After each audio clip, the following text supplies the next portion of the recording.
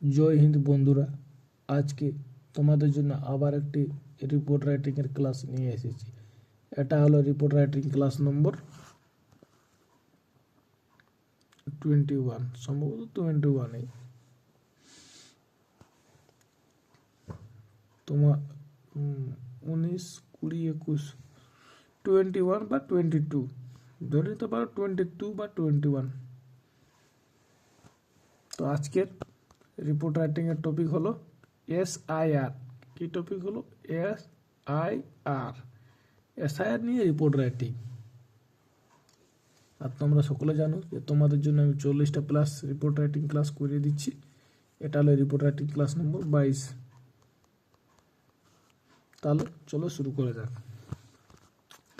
Voter list revision, India election commission special drive. এখানে drive মানে অভিযান। Voter list revision, India election commission special drive. তো চলো শুরু করা যাক।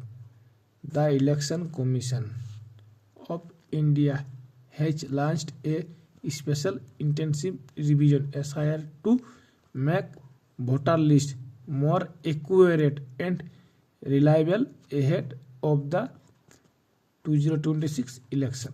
তাহলে ভারতীয় ইলেকশন কমিশন কি লঞ্চ করলো? কি এসআর লঞ্চ করলো? কি জন্য লঞ্চ করলো?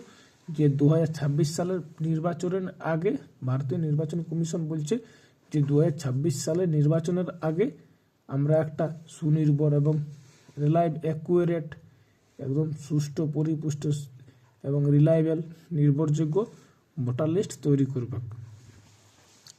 This campaign has been launch in various state like Bihar at West Bengal. তাহলে এই অভিযানটা বিভিন্ন রাজ্যে চালানো শুরু হয়ে গেছে, যেমন বিহার, ওয়েস্ট বেঙ্গল হলো। তারপরে the main goal of the campaign, এই অভিযানটার মুখ্য উদ্দেশ্য কি?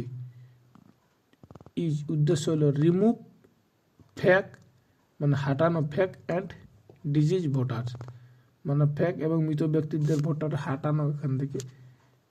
কারেক্ট এরর, সংশোধনী, ভুল সংশোধনী। And added new 18 year old voters, এবং 18 বছর পূর্ণবয়স্ক যেসব লোকজন আছে তাদের ভোটার কার্ডে নাম তোলার জন্য। দেখো যেমন করেছি একদম নিজের ভাষায়। বুথ লেভেল অফিসার্স আর ডিস্ট্রিবিউটিং ফর্ম, তাহলে বিএলওরা ফর্ম বিলি করছে কোথাও, ফর্ম ডোর টু ডোর, বাড়ি বাড়ি গিয়ে ফর্ম বিলি করছে। সিটিজেন্স, নাগরিক ক্যান সাবমিট, নাগরিকরা জমা দিচ্ছে ফর্মগুলো with Aadhaar card, voter card and ancestral proof, তাদের পূর্বপুরুষের যে দলিল নথিপত্র আছে সেইগুলো দিয়ে কাকে, টু দ্য বুথ লেভেল অফিসারকে জমা করছে। This will ensure fair election, এটা একটা সুষ্ঠু নির্বাচনী পরিচালনা করবে। Critics say eligible voters might get left out in many cases. বলছে সমালোচকরা বলছে যে অনেক ক্ষেত্রে যোগ্য ভোটাররা বাদ পড়ে যেতে পারে। সো তাই all eligible citizen should participated in this process and update their voter list details. বলছে যে সমালোচকরা বলছে যে এতে যোগ্য ভোটারদেরও নাম বাদ যাওয়ার সম্ভাবনা থাকতে পারে।